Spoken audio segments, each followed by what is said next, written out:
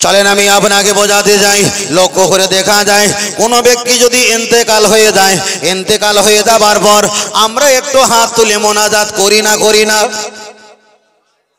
আবার আমাদের সমাজে ফিতনা চালু হয়েছে, ইমাম সাহেব হুজুর কি করবে, এলাকার চাপে তো মশলা পরিবর্তন করতে হয়েছে, মাইয়েতকে মাটির ভিতরে এখন দবা হয়নি, ইমামকে বলছে ইমাম সাহেব এরা খুব ব্যস্ত, তুমি একটু দোয়া করে দাও।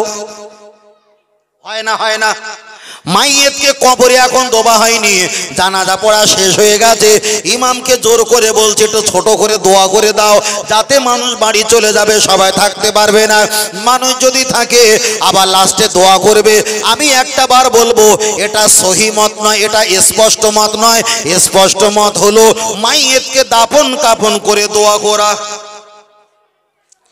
এবার অনেক জায়গায় বড় বড় পন্ডিলোভী বাবু আছে, বড় বড় অফিসার আছে, বড় বড় দোকানদানি কাস্টমার আছে, তারা আপনার আব্বা ইন্তেকাল হবার পরে আপনার বাড়িতে বুট জুতো প্যান্ট শার্ট টাই পরে চলে এসেছে, ওরা যদি মোজা খুলে গোরস্থানা যায় তাহলে তো পায়ে বড্ড একটা দাগ লেগে যাওয়া সম্ভব।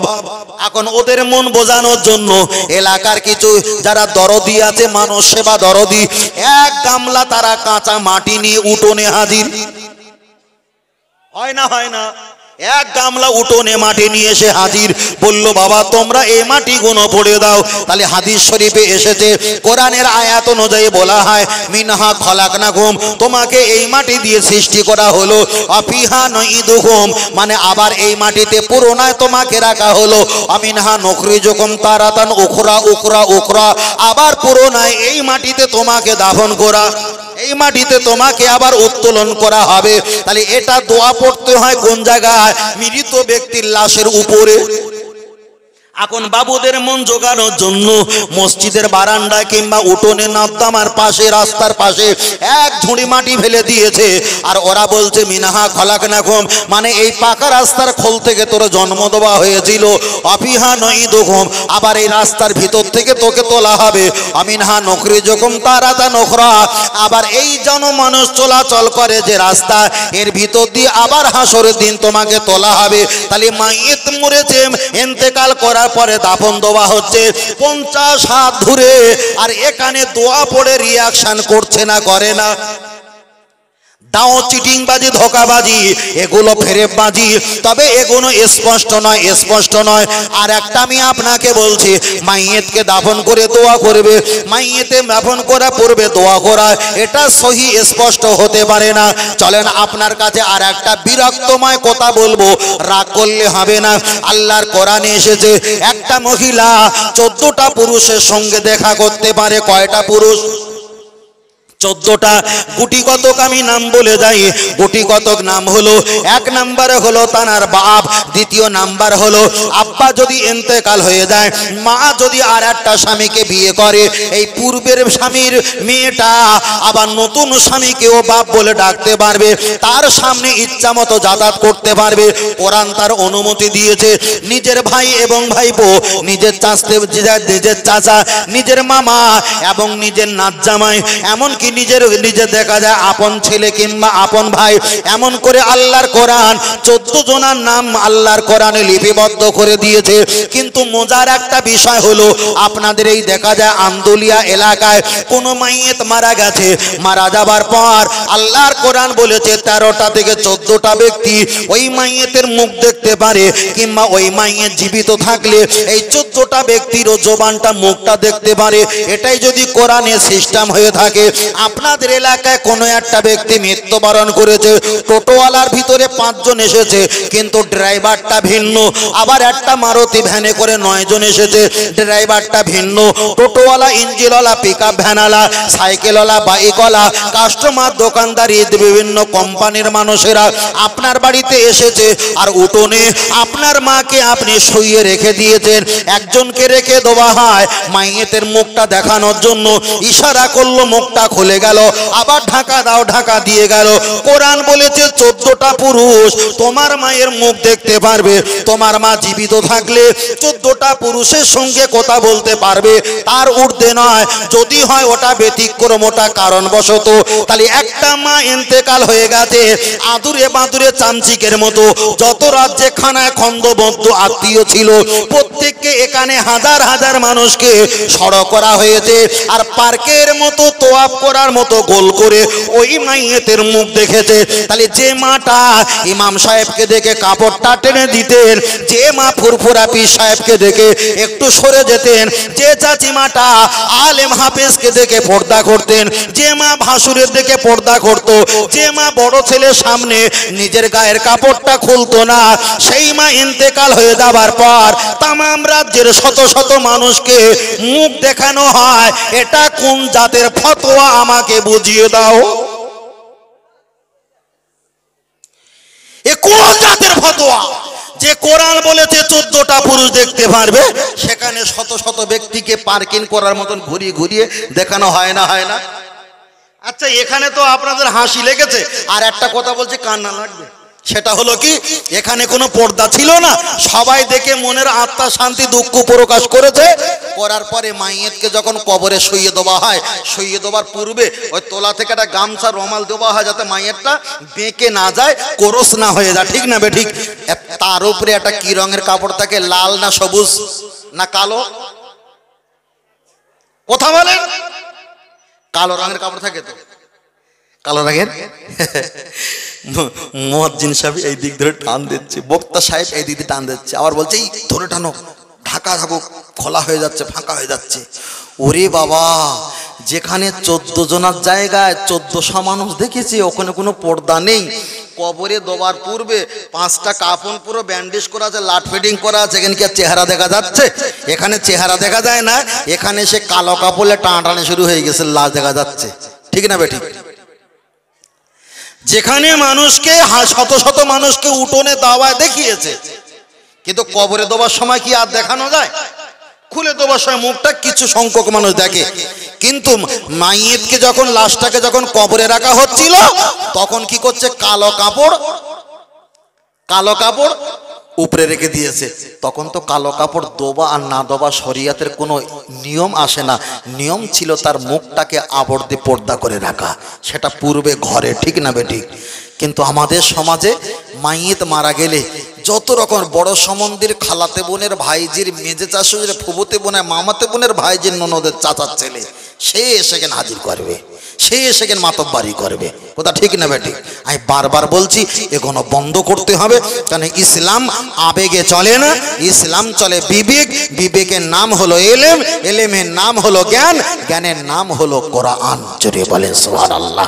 এবার তাকবীর দেন, নারে তাকবীর। তাকবীর হয়নি, আর একটু জোরে বলেন নারে তাকবীর, আর একটু জোরে বলেন নারে তাকবীর।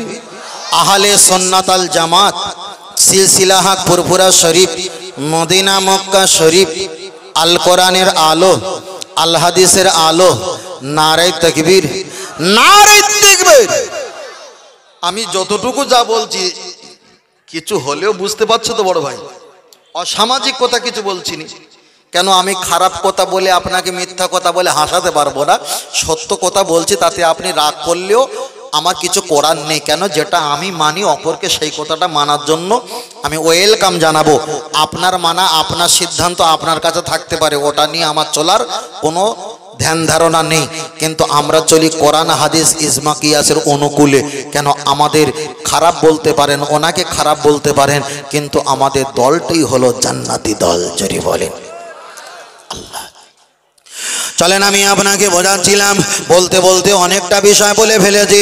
চলেন এবার একটা বার বলছি, আমরা এখানে ছিলাম না কিছু ঘন্টা আগে, আমরা এসেছি, আবার একটা সময় আসবে আমরা এখানে আবার কেউ থাকবো না। আল্লাহ আছেন, আল্লাহ রয়েছেন, আল্লাহ থাকবেন। আল্লাহু বাকি মিন কুল্লি ফানি, পৃথিবীর জমিনে সব ধ্বংস হয়ে যাবে, কেবল আমার আল্লাহ ব্যতীত, আমার আল্লাহ ব্যতীত। চলেন একটা বার আগিয়ে যাওয়া যাক। আপনি যদি বলেন আমি লা ইলাহা ইলাহা ইল্লাল্লাহ মুহাম্মাদুর রাসূলুল্লাহ আমি পড়বো না, লা ইলাহা ইল্লাল্লাহ পড়বো, আপনি কোশ্চিনকালে ঈমানদার হতে পারবেন না। যদি বলেন কেন? আবু জাহেল তিনিও আল্লাহকে মানে, তিনি যখন ব্যবসায় চলে যেতেন আল্লাহর কাবায় হাত দিয়ে বলতেন, ও কাবার মালিক তুমি আমার প্রতি একটু খেয়াল রেখো যাতে করে আমার ব্যবসাটা বেশি লাভ হয়। এমনকি ফেরাউন তিনি আল্লাহকে মানে, ফেরাউন তিনি পাহাড়ে উঠে বললেন, আনা রাব্বুকুমুল আলা, আমি হলাম সবচাইতে বড় খোদা। আল্লাহকে বললেন, আল্লাহ দুনিয়াতে আমি খোদা বলে দাবি করলাম, কিন্তু পরকাল আমার কিছু প্রয়োজন নেই। আমার আল্লাহ তার দোয়া কবুল করলেন। নীল নদের পানি কম বেশি হয়, বাড়ি একটা গাছের পাতা ছিল, গাছ ছিল, যে রোগের ঔষধ করে দিতেন সেই রোগটা সঙ্গে সঙ্গে শেফা হয়ে যেত। বিষয়টা আমার ওটা নয়, আল্লাহকে মানলে জান্নাত যদি পাওয়া যায় তাহলে ইবলিস আগে জান্নাতে যাবে, যারা কাদিয়ানি আছে তারা জান্নাতে যাবে, যারা দুনিয়াতে অনেকে ব্যক্তি আছে মহান স্রষ্টাকে মানে কিন্তু আর কাউকে মানে না, ওরা তো জান্নাতে চলে যাবে। এখানে আমি বসে বসে নামাজের ওয়াজ করলে অনেকে আমাকে ভালো বলতো, আমি যাকাতের ওয়াজ করলে আমাকে সবাই বাহবা বলতো, ফিতরার ওয়াজ করলে আমাকে ধরে জড়িয়ে ধরতো, আমি যদি কোরবানির ওয়াজ নসিহত করতাম আমাকে অনেকে বাবা বলে ভালো বলতো, আমি যদি অনেক মোজেজা, অনেক কেরামতি, অনেক সমাজের ঘটনা নিত্য নতুন করে বলতাম আপনারা আমাকে অনেক ভালো ভালো বলতেন। কিন্তু আপনি কি জানেন, আমরা ওয়াজ করি আর বারবার বলি নবী আমার নামাজের জন্য কতই না মার খেয়েছে, আল্লাহ নবী নামাজের জন্য কতই না কষ্ট পেয়েছেন। আমি বলবো 99% মিথ্যা কথা, 1% সত্য কথা। আল্লাহ নবী নামাজের জন্য মার খেয়েছে, 1% সত্য, 99% ভুল। আল্লাহ নবী যখন নামাজ পড়তেন উটের ভুঁড়ি চাপি নাড়িয়ে দিতেন, উটের ভুঁড়ি চাপিয়ে দিত, আল্লাহ নবীকে কষ্ট দিত, আল্লাহ নবীকে অত্যাচার করত। কথাটা ঠিক, ওটা ছিল সীমিত, কিন্তু 99% নবী নিরাপত্তার সঙ্গে থাকতো। আমি আপনাকে বলতে চাই, আমরা ওয়াজ নসিহত করি নবী ইসলামের জন্য, নামাজের জন্য, রোজার জন্য কতই না কষ্ট করেছে। আমি একটা বার ঘুরে বলবো, আল্লাহ নবী নামাজের জন্য বড্ড একটা মার খেলো না, রোজা রাখার জন্য একবারও মার খায়নি, হজ করার জন্য মার খাওয়া হয়নি, যাকাত দেওয়ার জন্য মার খাওয়া হয়নি। কেন? আল্লাহ নবী যাদেরকে নামাজ পড়তে বলেছে তারা তো সাহাবা, সাহাবারা তো নবীকে কখনো খারাপ বলবে না। নবী যাদেরকে হজ করতে বলেছে তারা তো সাহাবা ঈমানদার, তারা তো নবীর প্রতি রাগান্বিত হতে পারে না। নবী যাদেরকে যাকাত দিতে বলেছে তারা তো সাহাবা, তারা তো নবীর প্রতি রাগান্বিত হতে পারে না। তাহলে নবী যাদেরকে নামাজ, রোজা, হজ, যাকাত, তাসবিহ, তেলাওয়াতের কথা বলেছেন তারাই তো ঈমানদার, তারাই তো সাহাবা, নবীকে কষ্ট দিতে পারে না। কিন্তু আল্লাহ নবী কষ্ট পেয়েছে সবচাইতে একটাই কারণে, যেই বলেছে লা ইলাহা ইল্লাল্লাহ, আল্লাহ ছাড়া কোনো উপাস্য নাই, আল্লাহকে তোমরা প্রভু বলে মানো। পরেই যখন বলেছে মুহাম্মাদুর রাসূলুল্লাহ, আমি যে আল্লাহ নবী, আল্লাহ রসুল, তোমরা আমাকে বিশ্বাস করে নাও, এই মুহাম্মাদুর রাসূলুল্লাহ মানাতে গিয়ে, এটাই প্রকাশ করতে গিয়ে আল্লাহ নবীকে দাঁতটাও শহীদ করতে হয়েছে, আল্লাহ নবীকে মক্কা থেকে মদিনায় হিজরত করতে হয়েছে, নবীকে অনেকটা রাত, অনেকটা বছর, অনেকটা সময় কষ্ট আর কষ্ট জীবন যাপন করতে হয়েছে। তাহলে নবী নামাজে, রোজা, হজ, যাকাত, তাসবিহ, তেলাওয়াতের কথা যখন বললেন আল্লাহ নবীর কষ্ট হলো না। যেই বলেছে মুহাম্মাদুর রাসূলুল্লাহ আমি আল্লাহ নবী, তখন নবীর প্রতি অত্যাচার শুরু হয়ে গেছে। আমি নামাজের কথা বলবো, যারা আহলে হাদিস আছে তারা বলবে এই আলেমটা ভালো আলেম। আমি যাকাতের কথা বলবো, ওরা বলবে ভালো আলেম। ফিতরার কথা বলবো, ওরাই বলবে ভালো আলেম। যেই বলবো মুহাম্মাদুর রাসূলুল্লাহ, আল্লাহ নবীকে না মানলে জান্নাত পাওয়া যাবে না, তখন বলবে এটাই হলো বেদাতি আলেম। তাহলে এতগুলো বক্তব্য ছিল ভালো, ওদেরকেও ভালো বলছিল, আমাকে ভালো বলছিল। আর যেই নবীকে একটু ভালো বলেছি তখন ওরা আমাকে বেদাতি বলে গাল দেওয়া তওবা শুরু করলো। তাহলে আমি আপনাকে বোঝাতে চাই আল্লাহর নবীকে মানলে দুনিয়াতে কষ্ট হতে পারে, দুনিয়াতে গালাগালি শুনতে হতে পারে, দুনিয়াতে আপনাকে খালি হাতে বাড়ি যেতে হতে পারে, কিন্তু দুনিয়াতে অপমান যদি করলো কিন্তু আমরা আল্লাহর নবীর লেবার, আল্লাহর নবীর মহব্বত করি, নবীর ওসিলা আল্লাহর কাছে আমরা দোয়া চাই। আমার আল্লাহর কোরআন জানিয়ে দিলেন, ও আমার হাবিব একটা বাত জানিয়ে দাও, ওরা যদি আমাকে খুশি করতে চায়, আমাকে যদি পেতে চায়, ফাত্তাবিউনি ইহিবকুমুল্লাহ, আমি আল্লাহ আমি বলে গেলাম, তোমাকে যদি ইত্তেবা করে, ভালোবাসে, খুশি করে, আমি আল্লাহ আমাকে খুশি করা হয়ে যাবে। আয়াগফির লাকুম যুনুবাকুম আল্লাহু গফুরুর রহিম। আমার আল্লাহর কোরআন বললেন, ইয়াগফির লাকুম, তোমরা যদি আমার কাছে একটা বার তওবা পাঠ করো, তোমাদের যত গুনাহ আছে, তোমাদের যত পাপ রাশি আছে, আমি আল্লাহ গফুর ও গফফার কারণের নামের খাতিরে তোমাদের জিন্দেগির গুনাহকে মাফ করে দিয়ে থাকি। জোরে বলেন সুবহানাল্লাহ, আর একটু জোরে বলেন সুবহানাল্লাহ। ও আমার বাপজিরা, আমি আপনাকে বলছি, আপনি যখন নামাজ পড়বেন, রুকু করবেন, রুকু করার সময় আপনি তাসবিহ পাঠ করবেন, আপনি যখন সেজদা যাবেন সেখানে গিয়ে আল্লাহর নামে তাসবিহটা আপনি পাঠ করবেন। এখানে আমি সালামে কিয়াম পাঠ করব। কয়েকদিন ইন্টারনেটে আপনারা শুনেছিলেন সালাম কিয়াম নিয়ে কত অশান্তি, সালাম কিয়াম নিয়ে কত মারপিট, সালাম কিয়াম নিয়ে কত কাদা ছোড়াছড়ি হয়। একটা বার খেয়াল রাখবেন, সালাম নবীর প্রতি পড়তে হবে। কেউ যদি বলে আমি নবীর প্রতি সালাম পড়বো না, ওই ব্যক্তি কখনো ইমানদার হতে পারে না। এবার বলবেন হুজুর কিয়াম কিয়াম কিয়াম মানে তো দাঁড়ানো, কিয়াম মানে দাঁড়ানো, আপনি দাঁড়াতে পারেন নাই পারেন ভিন্ন ব্যাপার, কিন্তু নবীর প্রতি আপনাকে দরুদ সালাম পড়তে হবে। আল্লাহ এত সুন্দর একটা সিস্টেম করে দিয়েছে। আমার বান্দা, আজকের নদিয়া এই মাহফিলে তুমি যখন সালামে কিয়াম পাঠ করবে, এর ভিতরে অনেক ব্যক্তি আছে এরা সালামে কিয়াম পাঠ করবে না, এরা হয়তো চুপ করে থাকবে। আমার আল্লাহ তোমার মতো বান্দাকে কিছু বললো না।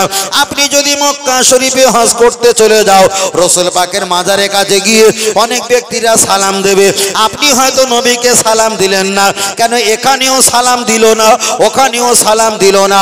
আল্লাহ বলে দিয়েছেন আমি একটা ইবাদত দিয়েছি, নবী বললেন আফদালুল ইবাদাত ইবাদাতি সালাত, সবচেয়ে বড় ইবাদত সেটা হলো নামাজ। ওই নামাজের ভিতরে আত্তাহিয়াত মানে তাশাহুদ পড়তে হয়, তাশাহুদ পড়া হলো ওয়াজিব, আর ওর ভিতরে আমার নবীকে সালাম দেওয়া হয়েছে, আসসালামু আলাইকা আইয়ুহান নাবিয়্যু ওয়া রাহমাতুল্লাহি ওয়া বারাকাতুহু। আপনি জলসা থেকে সালাম না পড়ে চলে গেলেন, আপনি মদিনা শরীফে নবীর প্রতি সালাম না দিয়ে আপনি পালিয়ে গেলেন, কিন্তু নামাজের ভিতরে আমার নবীকে সালাম না দিলে নামাজ হবে না, হবে না, হবে না। তাই আমি আপনাকে বোঝাতে চেয়েছি, যারাই বলেছে লা ইলাহা ইল্লাল্লাহ মুহাম্মাদুর রাসূলুল্লাহ, এটা বলা শিরক, ওই জন্য ওরা বলেছে লা ইলাহা ইল্লাল্লাহ আল্লাহু আকবার। যেখানে নবীর নাম আছে ওখানে যদি কেটে দিয়ে আল্লাহু আকবার বসায়, তাহলে নবীর নামে সালাম না দিলে, তাশাহুদ না পড়লে নামাজ হবে না। তাহলে নিঃসন্দেহে ওরা নামাজের ভিতরেও নবীকে সালাম দেয়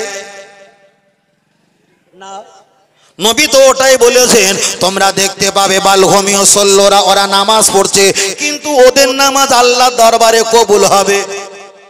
তোমরা দেখতে পাবে ওয়াহুদ্দুনা, ওরা হজ করছে কিন্তু নবীর প্রতি সালাম দরুদ দেয় না। দেখতে পাবে হজ করছে কিন্তু ওদের হজ আল্লাহ দরবারে কবুল হবে না। আল্লাহ নবী পরে বললেন ওয়াসুবুনা, ওরা রমজান মাসে রোজা রাখবে, রোজা রাখার বিনিময়ে আমরা ইফতার করি কখন? মাগরিবের আজান দিলে মায়েরা বাড়িতে ইফতার করে, ইমাম সাহেব হুজুর ইফতার করে কখন? সময় হয়ে গেলে একটু খাজুর আর পানি খেয়ে একটু গালে দেয়, একটু নাড়া দিয়ে একটু ঢোক মেরে পানি খেয়ে তারপরে 1 মিনিট পরে মসজিদে আজান দেয়, ঠিক না বে ঠিক? কিন্তু ওরা বলেছে না না, যারা ওয়াক্ত হয়ে যাবে আর সঙ্গে সঙ্গে যারা ইফতার খাবে ওদের কারোর রোজা হবে না। তাহলে আমরা 40 বছর 60 বছর 65 বছর সময় হয়ে গেলে ইফতার করি, ওদের যুক্তি অনুযায়ী আমাদের রোজা হচ্ছে না, ওরা দলিল দেয় কি? দলিল দেয় এইটা, সুম্মা আতিমুস সিয়ামা ইলাল লাইল। আমার আল্লাহর কোরআন বলে দিয়েছে রাত যখন হয়ে যাবে তখন তোমরা ইফতার করা শুরু করবে। কি হবে? লাইল, লাইল মানে রাত, সন্ধ্যা নয়। বলেছে রাত যখন হয়ে যাবে তখন তোমরা ইফতার করবে, মানে আমরা সন্ধ্যাবেলা ইফতার করি। ওরা বলেছে সন্ধ্যাবেলা ইফতার করা যাবে না, একটু রাত হলে মানে অন্ধকার হলে তারপরে ইফতার করবে। আপনি বলেন নামাজের ভিতরে বাইরে কেউ বলেছে 13টা ফরজ, কেউ বলেছে 14টা ফরজ, তার ভিতরে একটা ফরজ হলো ওয়াক্ত চেনা। ওয়াক্ত চেনা ফরজ। তাহলে ওয়াক্ত মাগরিবের আজান তালি হয়। এত বছর আমরা মাগরিবের আজান দিয়েছি ওয়াক্ত দেখে, ঠিক না বেঠিক? কিন্তু আমরা ফজরের আজান দিয়েছি ওয়াক্ত দেখে। ওরা ফজরের আজান দেয় রাত দেখা যায় 3:30, আমরা ফজরের আজান দেই সেটাই হলো ভোর 5টা, কম বেশি একটা বললাম। ওরা বলল না না, তাহাজ্জুদের নামাজের সঙ্গে আর ফজরের নামাজের সেটিং করতে হবে। আমরা বলি না না, তাহাজ্জুদ আলাদা, ফরজের নামাজ আলাদা।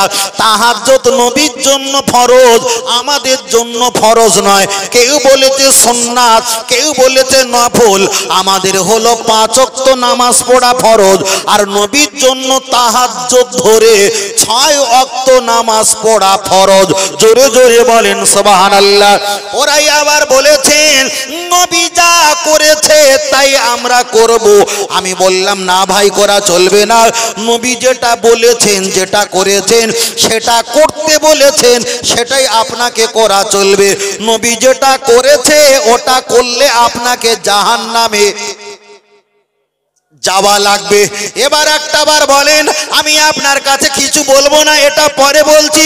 একটা বক্তব্য আপনারা ইন্টারনেটে শুনেছিলেন, আমি বারবার করে রিপ্লাই দিয়েছিলাম। আবার একটা হুজুর বলেছে, হুজুরটার নাম বলছিনি। আমরা যখন নাম বলি আজান দেওয়া হয় আশহাদু আন্না মুহাম্মাদার রাসূলুল্লাহ, আমরা মুহাম্মদ নাম শুনলে আমরা আঙুলে ফু দিয়ে চোখে মুখে লাগিয়ে চুম্বন খাই না? খাই না?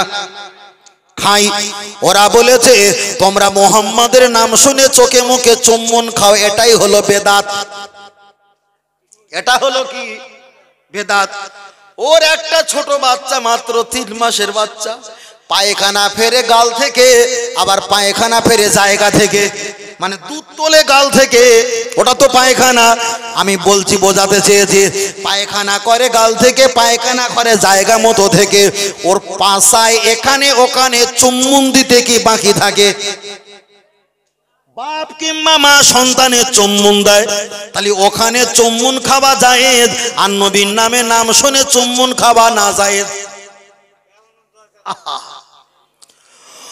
ও আমার জওয়ান যুবকেরা, আমি আপনাকে বলছিলাম নবীর নাম শুনে চুম্বন খাওয়া জায়েজ কিনা আমি সংক্ষেপে আপনার কাছে বলছি। লক্ষ্য করে দেখা যায় উনি বলছে নবীর নাম শুনে চুম্বন খাওয়া যাবে না। যদি তোমরা নবীর নাম একবার শুনে চুম্বন খায় কয়বার? 3 বার। কয়বার? 3 বার। আমরা খাইনি, এটা আমাদের দুর্বলতা, কিন্তু চুমু খাওয়া বিশ্বাস করি, ঠিক না বে ঠিক? খাইনি, এটা আমাদের দুর্বলতা, কিন্তু বিশ্বাস করি। উনি বলেছেন নবীর নাম একবার শুনে চুমু খেয়েছো কয়বার? শ্রোতা বলছে 3 বার। এবার বলছে বলো আল্লাহু আকবার মানে কি? শ্রোতা বলছে আল্লাহু আকবার মানে আল্লাহ মহান, আল্লাহ সবসে বড়া, আল্লাহ সবসে জিয়াদা, আল্লাহ মহান, আল্লাহ বড়, আল্লাহ বড়। এখানে তো নবী বড় বলা হয়নি, আল্লাহ বড়। তাহলে নবী হলো ছোট, উনি বলছে নবী হলো ছোট, আল্লাহ হলো বড়। নবীর নাম একবার শুনে যদি 3 বার চুমু খাওয়া হয়, তাহলে আল্লাহ বড়, আল্লাহর নাম একবার শুনলে 3 তারিখে নাবাদ চুমু খেতে হবে। যুক্তিটা ভালো না খারাপ? কথা বলে না, যুক্তি ভালো। আচ্ছা, যুক্তিতে কি কোনো মুক্তি আছে? যুক্তিতে কোনো মুক্তি আছে? মায়েরা যারা এলসিডি দেখছে, ভিডিও প্রজেক্টর যারা দেখছে, ওখানে সমস্যা হচ্ছে, ছবি দেখা যায় না। এখন সিস্টেমটা এখানে সোজা করতে হবে। তাহলে যুক্তি হলো ওখানে নাড়া দাও, দিলে আরো সমস্যা, এখানে হুজুরের দিকে ক্যামেরাটা ফোকাস করো। তাহলে যুক্তি হলো ওখানে, কিন্তু যুক্তিতে কোনো মুক্তি নেই। আমি আপনাকে বলছি, নবীর নামে একবার শুনে তিনবার চুম্বন খাওয়া হয়। আল্লাহ মহান, আল্লাহর নাম একবার শুনলে 3 তিরিকে 9 বার চুমু খেতে হবে। বক্তব্য আপনারা শুনেছেন, প্রয়োজন মাফিক বলতে আমি বাধ্য হয়েছি। তাহলে নবীর নাম একবার শুনে 3 বার চুমু যদি খেতে হয়, নবী ছোট আল্লাহ বড়, তাহলে আল্লাহর নামে একবার শুনে 3 তিরিকে 9 বার চুমু খেতে হবে। ওই বক্তাকে, ওই ভণ্ডকে জিজ্ঞাসা করো, স্ত্রী বড় না শাশুড়ি বড়? শাশুড়ি বড়, স্ত্রী ছোট। তাহলে স্ত্রী 6 বছর সংসার করে কিংবা 13 বছর 15 বছর সংসার করে যদি 3টে কচি হয়, তাহলে শাশুড়ি তো বড়। এবার 3.5 তিরিকে 9টা কচি হওয়া দরকার। কিন্তু আমি আপনার কাছে একটাই কথা বলছি বাবা, যুক্তিতে কোনো মুক্তি নাই। আল্লাহর নবী বলেছেন, মান আতানি, কেউ যদি আমাকে ইত্তেবা করে, ফাকাত আতাল্লাহ, ওই ইত্তেবা আমার আল্লাহর হয়ে যায়। আর একটু জোরে হবে না? তালি নবীর ছোট বাচ্চা, আপনার বাড়ি বাচ্চা থাকে তো বাবু, চুম্বন খাওয়া হয় না? হয় না? ওখানে চুম্বন খাওয়া যায়, আর নবীর নাম শুনে চুম্বন খাওয়া হারাম, হারে পোড়া কপাল। রসুলের সেই হাদিসটা একবার বলি, লা ইয়াবকা মিনাল ইসলামি ইল্লা ইসমুহু, পৃথিবীতে ইসলাম থাকবে কিন্তু ঈমান থাকবে। খেয়াল আছে বড় ভাই? ইসলাম থাকবে, দেখতে পাবে রোজা রাখছে কিন্তু বেকার, দেখতে পাবে হজ করছে পুরো বেকার, দেখতে পাবে মাথা টুপিতে আসসালামু আলাইকুম আসসালামু আলাইকুম আসসালামু আলাইকুম, মাথা খারাপ, সব বেকার। কেন? ওদের ভিতরে ইসলামের কাটিং আছে কিন্তু ভিতরে ঈমান নেই। বুঝেন না? আমার কথা বুঝতে পারছেন তো বাবু? বুঝতে পারছেন তো? দরুদ শরীফ আল্লাহুম্মা সাল্লি আলা, জোরে পড়ো বাবা।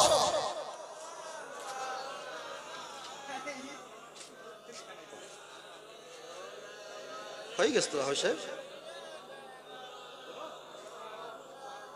11:30 তো না? হিসেব মতন ওই টাইমটা ছিল তো, 9:30 ছিলাম, 11:30। এ জীবনে যাহার জবান নবীর প্রশংসা করে না, সে তো ভাইজান কঠিন দিনে নবীর শাফাত পাইবে না। আল্লাহুম্মা সাল্লি আলা, জোরে ছেলেরা পড়ো না বাবা। ওয়ালা আলি সাইয়্যিদিনা, মা আমিনার ঘরে যাব, সেইখানে আখিরি নবীকে পাবো। মনের কথা সব বলিব, সে যে মুহাম্মাদিয়া রাসূলুল্লাহ। আল্লাহুম্মা সাল্লি আলা, মাশাআল্লাহ মাশাআল্লাহ, ওয়ালা আলি সাইয়্যিদিনা সাল্লাল্লাহু আলাইহি ওয়াসাল্লাম। আমরা কার নামে দরুদ পড়েছি? নবী বলেছে যারা রমজান মাস পেল, অতএব ক্ষমা ইবাদত করে নিতে পারলো না, তারা ক্ষতি হোক। যারা আব্বা মাকে পেয়েছেন, অতএব তাদের কাছে মাপ চেয়ে নিতে পারলেন না, তারা ক্ষতি হোক। রাসূল বলেছেন যারা আমার নাম শুনেছেন, আমার নামে দরুদ পড়লেন না, তানারাও ক্ষতি হোক। তাহলে আমরা দরুদ শরীফ পড়েছি নবীর প্রতি, আর নবীর প্রতি দরুদ শরীফ পড়লে কে খুশি হয়? খুশি হয় আমার আল্লাহ। তাই বারবার করে বলছি ভাই, আমাদের ভিতরে দুটো কোয়ালিটি, একটা হলো গোনা আর একটা হলো নেকি। আমাদের নেকির ভাগ কম, গোনার ভাগ বেশি। কারোর যদি 10 কেজি নেকি হয় আর 10 কেজি যদি গোনা হয়, 10 কেজি নেকি 10 কেজি গোনা, জান্নাতে যাবা না জাহান্নামে যাবা?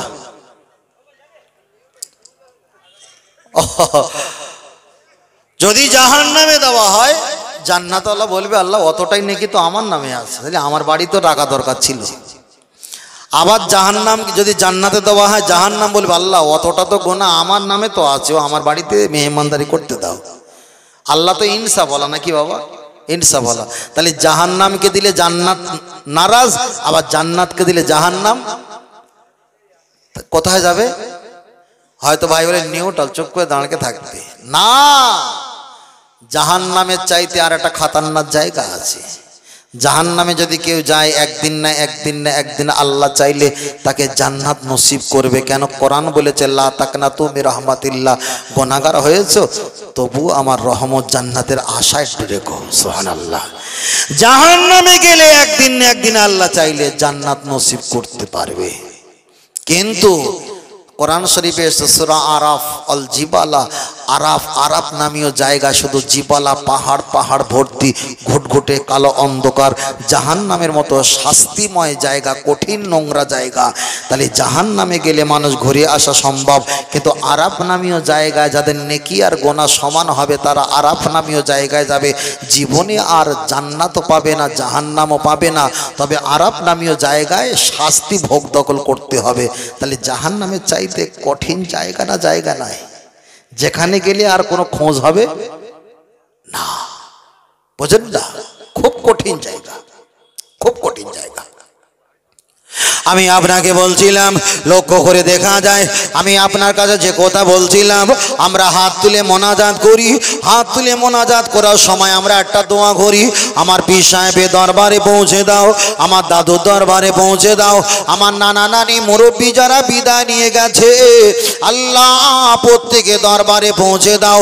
আমরা 14 গোষ্ঠীর নাম ধরে দোয়া চাই না? চাই না? চাই তো।